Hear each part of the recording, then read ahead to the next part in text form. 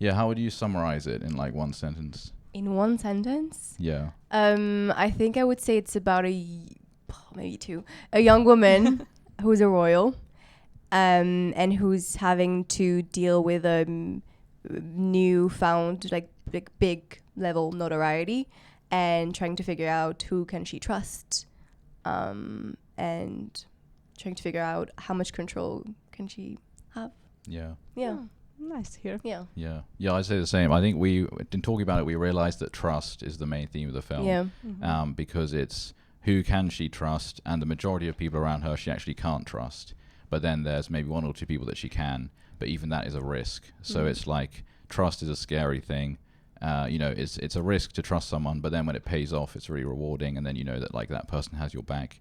So it's like Darling is this very intense snapshot of what this young woman goes through around like just a 10-minute period of her life, and all these different people around her, and her trying to kind of learn which of those people she can trust and which ones she can't. Yeah. No, that's nice to hear, both of your versions. Hunter, a question for you. So, what inspired the story? Where did you find the inspiration of a Darling, and how the story came out? Yeah. It was like 4.5 years ago, so I've been thinking about it for a long time. Oh. But there were a few things kind of that happened with people close to me that inspired it originally. Everything I write, it's always something from real life first, but then I wanted to kind of expand that into a fictional story. So there were a few things around like trust and relationships and kind of interesting dynamics between people that I was kind of involved in, or I witnessed, with people close to me, that got me thinking about some of these themes of like trust and betrayal and relationships, and also like the public versus private persona.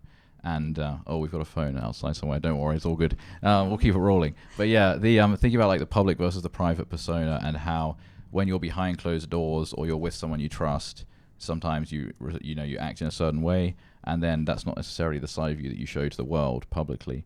So anyway, I was thinking about all those themes, and I wanted a kind of a metaphor for that, and I felt that there was no better metaphor than a princess, because it's like she's so popular, she's so adored, like they want her on the front cover of every magazine, everybody loves her, everyone wants a picture of her, but at the same time, the media are making up narratives about her. Nobody really knows her. Like, they all know her name, but nobody actually has spent any time with her on a personal level.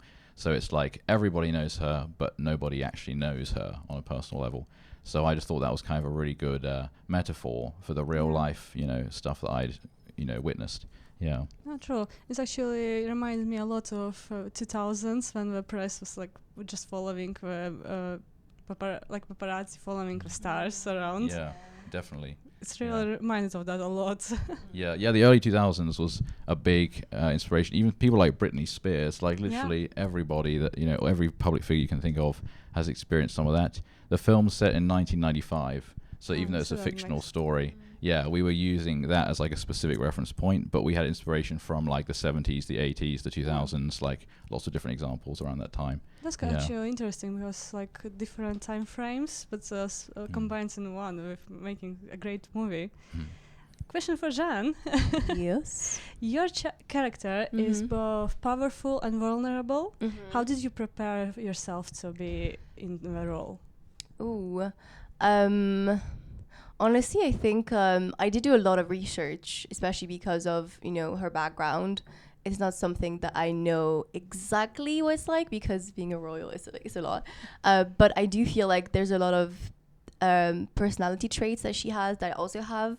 And I think that's one of those. I think I'm very similar to Naomi in a sense of like I present in a very confident, powerful way, I think sometimes. But I think there's like a lot of, just like vulnerability, and there's a lot of like sweet kind of like things like that. So honestly, it wasn't that hard to connect with her. I feel like as soon as I kind of read the script and talked with Hunter, it was kind of clear who she was.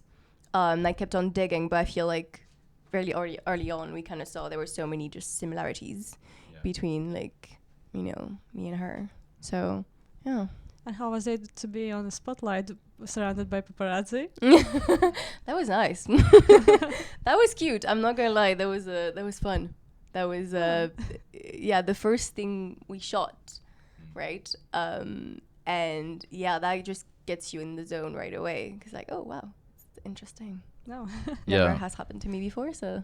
Yeah, because we shot the film in chronological order, exactly Yeah. as it is in the film. Mm. And I think the take I ended up using of when you first come out the front door and get confronted by all the paparazzi was the one where you thought it was a practice run. Yes, And so literally. you were like, I'm not Oh my performing. God. You were like, this is so annoying, like, it isn't my proper performance. But No. I was like, but it kind of works because you're being caught on the spot. Well, yeah. Like, it's completely your, like, raw reaction to having that, you know, being confronted with that. So I think it feels really, like, natural and human. Yeah. So, you know, that really did happen to Jeanne on the day. We did have, like, 6 cameras pointing at her or whatever. Literally. And then, yeah, I thought it was just like a practice run. I was like, okay, I'm just marking it, whatever. And then Hunter is like, cut, we got it, moving on. I was like, oh, Yeah. well, that's cool. But that was fun. Yeah. Nice, something to remember. Yeah. Oh wow. Was there a moment during the filming that was completely unexpected but become essential part of a movie? Well, there must be some, yeah. There must be, but I think, I mean, I can think of random examples. Like, I improvised a line on the day because we literally spent 6 months rehearsing together. So we both knew our characters really well, and we both knew kind of the dynamic between them quite well. And so I literally just made up a line. But because I'm the writer as well, I feel like I could do that, and I just hoped it wouldn't like screw over the crew. But yeah, there's a line I had where he says, "Go on then," where there's basically a bit towards the end of the film where Naomi's trying to get Cyril to swap clothes with her, and Cyril is very guarded throughout the whole film because there are a whole lot of reasons why like he can't get too close to her. And then she's like, "Let's swap clothes," and he's like, "This is not happening. Like this is a disaster." But then he gives in, and so then my character was going to just like hand over the clothes silently. But in the moment, I felt unnatural doing that. So I was like, let's try and make it lighthearted. So I was like, oh, go on then.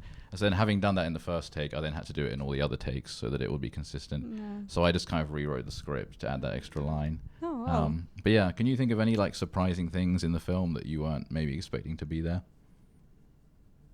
it wasn't maybe surprising per se, like a thing that happened, but having to shoot not the last scene, but the one in the second room, kind of like a play, that was not really, planned, but it was just kind of cool. I really liked it.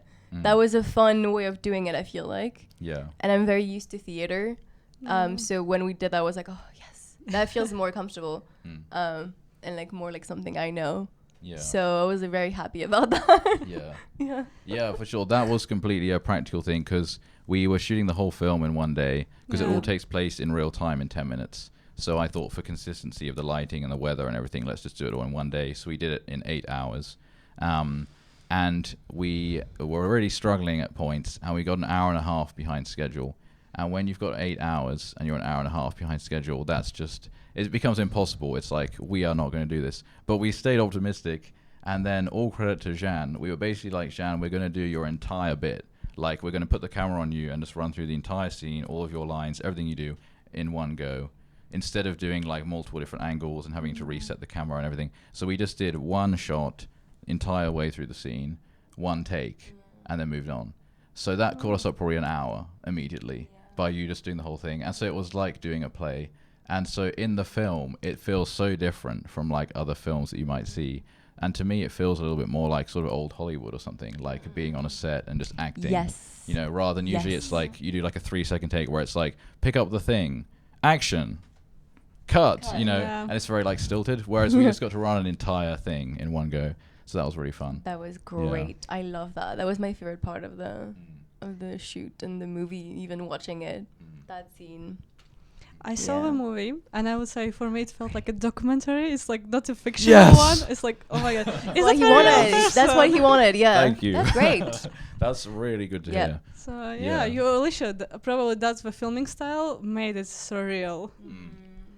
Thank you. Yeah, that was definitely the goal for the filming side, to feel like a documentary, like handheld, shaky cam, like you're a fly on the wall just witnessing it. But it was also, it completely relied on the actors being able to carry that. So yeah, how did you feel about like the documentary style approach? Yeah, I mean it's interesting because I think on one hand I think that's kind of what you wanted, right? Yeah. But then I know there was like I did feel like it was gonna be more like watching it like more stressful. But then no, like when you watch it, it's kind of like chill and there's like it feels like a documentary. I do agree with that, which is cool. It's interesting. It does feel like you're just a fly on a wall and just like watching what's happening. My goal as a filmmaker is CCTV footage. Like, at the end of the day, I just want you to think you're watching real people just exist. Yeah. It kind of reminds Modern Family TV show, because that was filmed on CCTV with just one camera. Wow. So That's one right. angle, and so that kind of reminded of your movie. So Thank you. it should be like a cult movie. Oh yeah, it's one of my favorite TV show, Modern Family. That's where I learned English. So Same. thanks Really? to them. Well, they did well in that case. They Wow. did well. Same. I'm sometimes having like American more English than British. Yeah, for sure. So I get you. Well, question to both of you. The Darling code name, the serial explained it came as because Naomi is like on the newspapers are always like Darling. But what Darling means for both of you? Because it's a vulnerable name, it's a objectifying name, and it's also just like a affectionate name. So what is it for both of you? That's a cool question. Yeah, I want to hear what you think. What do I think? Personally, or as Naomi, or in general, like. Let's have two answers. Yeah? Personally, and what Okay. it means for Naomi. Because to me, as like I'm not a native English speaker, so to me, darling sounds so sweet. I love when people call me darling. I think it's so British as well. So I think it's so fancy and cute. But I do understand that it can be definitely like very also patronizing when people call like women darling. And I do feel in Naomi's case, she doesn't love that, because it does feel just like a little nickname. Like we talked about, like it's not even her name. Yeah. It's just like a little thing, you know, they call her, it's not her name. Her name is Naomi. Yeah. So yeah, it's she doesn't love that. I think even though I think it's said in a sweet way, she doesn't really love what it represents, because it kind of signifies like what she is as a person as well, which is not really being a person, just being a thing, a shiny little thing, like a diamond. Like a diamond. Everyone doll. says, doll. Everyone Doll. says, but no one can touch. Like kind of. Yeah. I love that. I totally agree. I've got so much to say about this. Yeah, I loved it because it is like a concept, like it's a depersonalization of her. Because I think there's a lot to be said about like the meaningfulness of a person's name, because it's like our identity, like we're given it, you know, as soon as we come into the world, and it becomes so important to us, of like that's how everybody knows us. And so when you're famous to the level that Naomi is, it becomes almost meaningless because everyone knows her name. Like she never gets to introduce herself to someone and say, "Hi, I'm Naomi," because they're already like, Princess Naomi, over here, come and take a picture. Like they almost make her name meaningless by the fact that everyone knows it, and she never has the chance to, you know, let people in on a more personal level. And so the fact that, you know, we've got a poster over there, it's all about her, and about her being like blown up to this crazy spectacle where everybody knows who she is, everyone knows what her face looks like. But then she's branded with this concept that's not even who she is. So she's like an abstraction. She's just, like you said, like a thing, like an idea. But she's actually like a living, breathing human being, you know, and nobody really acknowledges that. So that was one bit. But then there are definitely other aspects of it as well. I just love the name Darling as a surname. And obviously the most well-known example of that is Wendy Darling and Peter Pan. Oh, yeah. And so as soon as I started thinking about that, I thought that's just perfect, because these characters, they have like a secret world, which Naomi only first starts to discover in this film, which is that like people are talking about her, people are having conversations about her, people are making plans around her that she's not even involved in. And that's definitely a part of the film as well. It's like how little control she has over her own life. People are making decisions about her without her involvement. And so in this secret world, there are code names, there are secret things going on. So I was like, well, you need a reference point for those code names. So why not take like the Peter Pan story, and they just use like character names from that book or whatever. So then you've got Darling, you've got Tink, which is from Tinkerbell, and then the big reveal, no spoilers, at the end of the film, you've got Lost Boy, which again, like I say a whole lot about that as well, because that's Peter Pan. And so and there could be more, and there are more in my secret head canon of like what happens next in the story. There are lots of possibilities of like those Peter Pan references. So it's like it gives you those code names, but it's also the whole concept of, like you said, of like what Darling means. and the fact that this entire film is about her, and everybody knows who she is, and everybody knows her name. And then finally we make a film about all this, and we don't even put her name on it. We just call it Darling. And I think that's kind of a haunting, representation of what the whole film's about. Yeah. Oh, that's amazing. Actually, I never connected Peter Pan with a movie. But now as you're saying, it's like, oh my God, I'm such a huge fan of a Peter Pan. How could I not connect that? But now it makes sense a bit more. Yeah.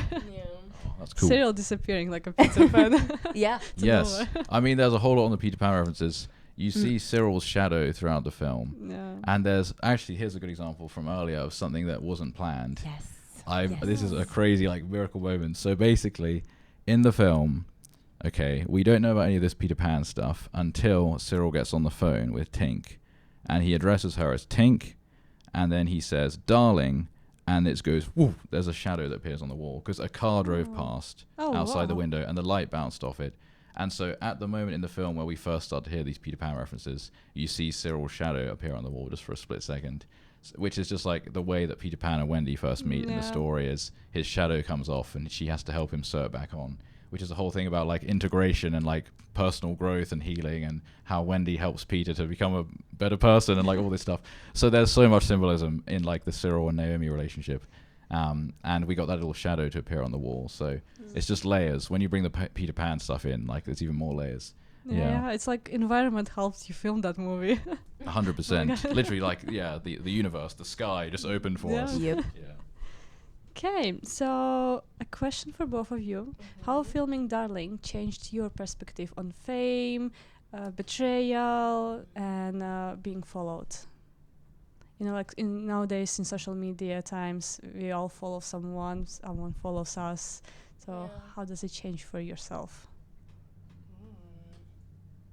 Yeah, start with this one. I don't know. That's a good question. I need to think. Yeah, for sure. I think you're absolutely right to flag that is, we set the film in the 90s because it gave us kind of like a safe area to work in that's different from today. Yeah. So like it's a controlled environment. So when Naomi comes out the door and there are like 6 journalists there, it's just that group of 6 people that she has to deal with. It's not like one of them tweets it and then 100 more arrive, or like one of them's live streaming and the whole world is watching. Whereas nowadays with like social media, it's like everything is publicized constantly.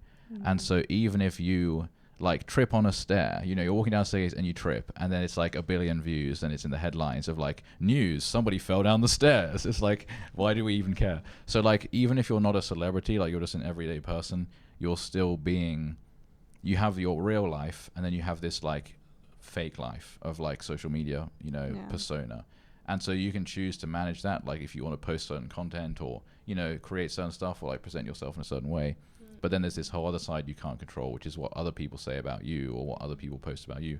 So we set it in the 90s so that we could just kind of go back to a simpler time and just like zoom in on this small experience. But I think the reality is today, it's like 100 times worse. So it's the same thing, just even more relevant now. Yeah. So I don't know that really answers your question of like how it's changed my perspective, but it definitely got me thinking about how we have this whole like additional layer of stress now, which is like, what's the internet going to think about that? Just like the internet, like this voiceless force that's, faceless like monster of like, someone's going to judge me for this, which we probably didn't have when there wasn't, as much media. Yeah. Yeah. I think kind of like Hunter, I don't know if it really changed how I felt about it. I do think it is very different because in that period of time, it's mostly just like the press. Or like maybe like people on the radio or the TV or whatever, but that's kind of it. So there was more distance with it. Nowadays anyone can just grab their camera and just film you and post something and follow you around whatever you are, just living your life. So I do feel like now it's worse. You could think that maybe it's more manageable in terms of you might have more opportunities to kind of show who you are in a way. Than back then, especially I think it's different also being a royal and just being like a celebrity, like being an actor or like a singer or something, because there's a lot of layers of protocol and like ways in which you can or cannot show yourself.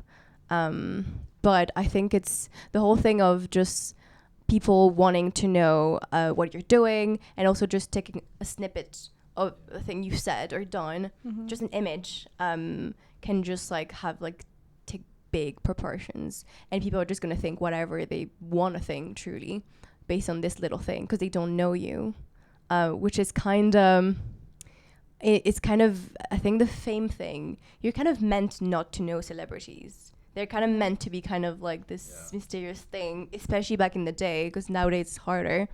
So it's kind of meant to be like that. But then, so on one hand, you cannot really fault people so to like that they don't really know who you are because they have no kind of, how could they know who you are? You know, but yeah, it was just very interesting to think about a bit more, just like, and get into that zone. I think as a character, how would I feel if I had to deal with this every single day, which was very interesting. Yeah, it seems like a lot, but True. It's like back in 90s, 2000s, paparazzi just follows you outside. Yeah. And you can see them, so you can like predict what's gonna be posted on newspapers. Yeah. Nowadays, because everyone has phone, like you said, you can't predict what's gonna be trending, what's gonna exactly. Like, I don't know, maybe your child started crying and someone posted like, "That's it, you're a bad mom." That's it, you're a bad mom. Exactly. Yes. Yeah, so I really feel, if anything, it's taught me, like, don't assume you know somebody because you saw a post about them. You don't know them. You don't know them. Put more trust in like the real life interactions you've had with people in the room that you've actually looked at and spoken to, because you do know those people. And even if you spent 8 hours a day scrolling on social media, you don't know those people. You've never met them. Yeah. So yeah, it definitely taught me to be aware of that. Yeah. And I liked the answer where you said that no, but like royalty, celebrities, they should stay like a bit mysterious, because that's royals. Yeah. We are not close to them. No. We can't be close to them because we can't experience what they experience every day. Celebrities, we might potentially all have a chance to become, but still they have their own struggles. And if you're like, oh yeah, I saw the post, I think we have a best life of a day, or even in a magazine, oh, we were partying the other day, so we probably have no worries, but we don't really know what's happening inside. You don't know. And especially I feel like for younger people as well, I don't know why it makes me think of that, but you know all those like, now like a lot of people that grew up being famous, you know, all those Disney kids or stuff like that. Yeah. They're coming out with like the craziest stories, and just how like a lot of them had to dissociate like completely. Because they would be like, it's one thing to have people follow you around, take pictures of you, but even when you're like younger, like a young woman, that can be like very, I mean, we all know how hard it is to be like a teenager and stuff like that. But imagine doing that in front of like millions of people all the time. True. So yeah, that is just like, that is wild. Yeah. And I think your movie kind of like shows that struggle behind the always flashing cameras, something that no one will see, like a kidnapping attempt. That was something I didn't expect. But yeah, that's actually like, I would personally say that would change my perspective on how all celebrities could feel. Yeah. So that's something. For sure. I think that's what actually I was going to say. I forgot what I was going with my thing, but I think that's what I wanted to say. We are in one mind. Yes, thank you, thank God. Sometimes you just assume like people's life because it seems just so nice or whatever on the outside, but you just don't know what's happening. And a lot of times, like when you're a celebrity, especially a royal, you have to project an image and put on this mask, kinda, which a lot of us do in our everyday life, I think. But when you're like that famous, and especially being a royal, you have to do it. It's like your duty to do that, whatever's happening underneath. You kind of have to, which was something we talked a lot about that, I think, because that's also something I could relate to a lot about Naomi's life, of like people like making assumptions about what her life is, and maybe that's why they think they're like so entitled, or like I don't feel bad about like kind of like, how do you say, not harassing her or just being on her back all the time to get a picture or this or that. I think they probably think her life is so beautiful, like I just want a little picture, that's nothing. You know, she gets to be a princess, so like I can you know, be annoying, she'll be like fine in her face, and I think people think that, Yeah. Even nowadays, they will say that online. Be like, well, you have all of this, so. Yeah, it must be nice to be Naomi. Yeah. Yeah. And it's like you don't know what hell she's going through privately. Yeah. True. And well, I loved the interactions between Cyril and Naomi. I would say it made me curious if there's something going on between them. Whoa. That's an interesting question. Maybe we leave that up to the audience. Okay. No, I don't know. I think I wrote it platonically. That was definitely the goal. And I think also, is Cyril even really there? Because his reflection never appears in mirrors. Yeah. So, and you never see him when there are other people around. So he only exists in private when Naomi's alone. He is a real character, and he has a real backstory and historical setting and everything. But I think there is something interesting about the fact that their relationship takes place in private, and it's so separate from like her public life, and the public doesn't know he exists. So there's no crossover. So it's like, even if there was like a connection between them, what could they realistically do about it? Because like, as a public figure, her husband would be like, you know, standing alongside her at all these royal events and stuff. Cyril is like legally required to be in the shadows. So how could he ever, you know, be a part of her world? Oh, true. Yeah. True. And what's your thoughts? I think we talked about it actually at some point. Oh. We talked about it briefly. I remember because we were talking about, you know, when you arrive or something, there was maybe a version of the story or the script where, like, you know, when Naomi kind of like puts herself back together and it's like, oh, you know, because I didn't know you were coming. you know, kind of like that. And we kind of talked about it. I think I forgot why we kind of didn't go for that. I think it really wasn't the thing we wanted to give with the story of like they have something going on, just a girl that's like saved by a guy, and then like maybe there's something more happening. I don't think that was the main focus of the story you wanted to tell, and we wanted to tell together. And we felt it was kind of like if people think that, that's great, but it wasn't like the main focus of like people need to know that they have like something happening between them, because the most important is like mostly like her story, and then on Sarah's part as well, like him being so, you know, secluded from like everything. And both of them kind of having that in common of being kind of like alone in different ways. Him because he just can't be around people because he's like, you know, whatever he's doing. Secret. And her just like being always around people, but still like very much alone and doesn't really know who she can open up to. So it's definitely something I thought about while I was also like kind of creating her.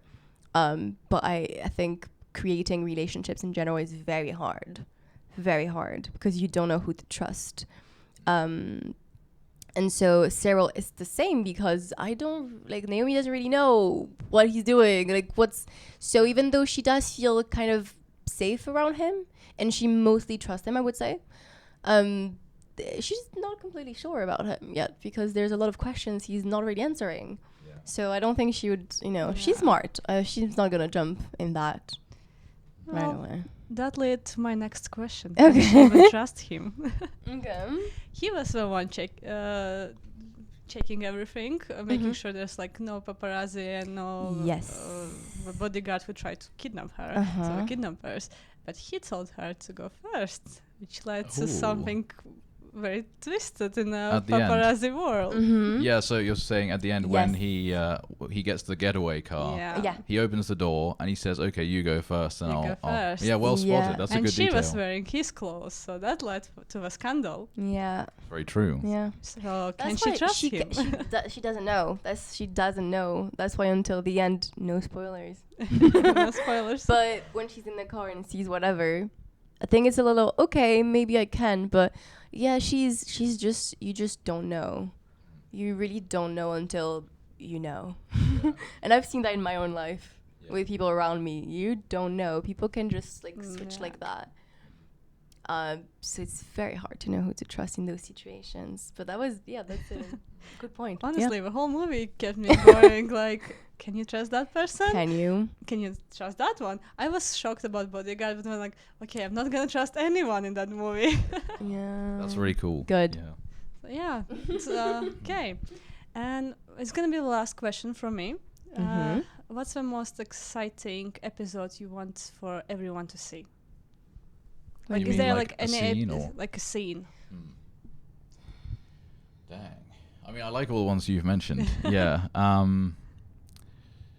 man. I mean, for me, all of it. Like, yeah, I've been writing this for 4.5 years. We started rehearsing together a year ago. We did the shoot 6 months ago, and then we've been editing and preparing it for 6 months. So now it's finally done. I want people to appreciate all of it and like all the work that's gone in, and every single actor, even the ones that only have one line or like they're just in the background, they all had to be right. Because like when you say there are no small parts, that really is true. Because if one person like let the side down, it would bring the whole tone down of the film. So I want people to see every single actor and every single scene and every single detail, because we really thought carefully about all of it. But yeah, in terms of like a favorite for me, I mean, there's a bit that's hard to beat, which is towards the end of the film. Basically, Naomi and Cyril have been in one room, and then they go through to a second room. And in the second room, he gets on the phone, and she comes over to him, and they have this little interaction by the window.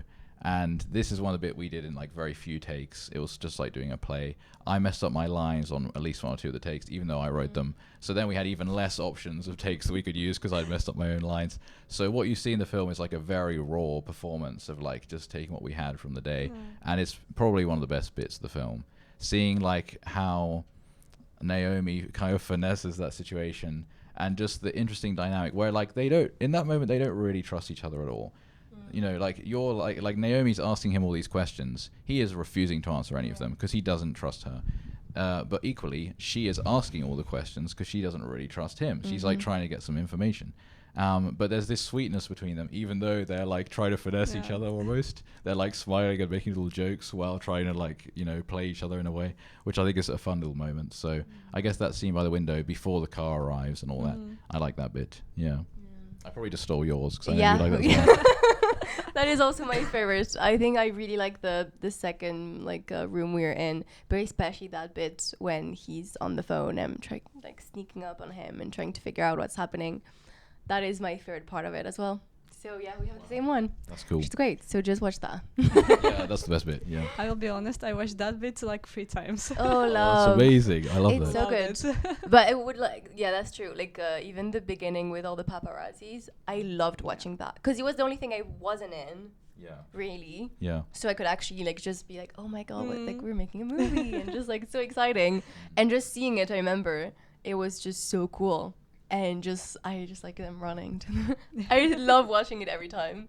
It's just so cute, and they all did such a great job as well. The paparazzis were really good. Yeah. They surprised me. Yeah, big shout out to our supporting cast. Yes. Some of like the age range there was like 17 was the youngest to like maybe mid-20s, and they all nailed it, and they seemed like professional paparazzi.